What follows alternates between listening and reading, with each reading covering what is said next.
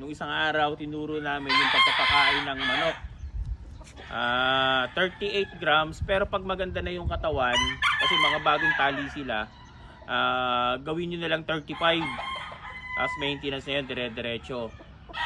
Tapos sa inyo na yun kung ano yung patukan na gagamitin ninyo. Tapos ngayon, yung gagawin namin, tuturo namin yung para gumanang kumain yung manok namin. Ito vitamins na binibigay namin para magana silang kumain. So ginagamit sa Edlum Game Farm, itong Norobit. Ito, Norobit.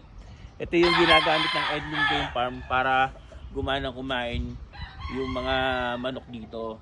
So tinuturukan namin ng 0.3. Ito si Kuya Totoy, si Kuya Pipoy.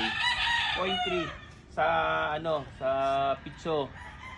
Yan, pagkatapos turukan yan, mga alas 8, papakainin ngayon alas 7. Alas 8 papaliguan yan.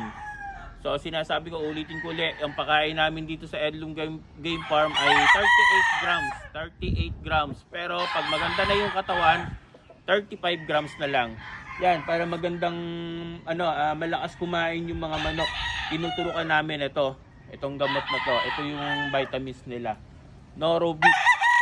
Subukan nyo, pero hindi ako ito lang yung ginagamit namin. Kasi subok na namin dito sa Edlum Game Farm itong vitamins na to.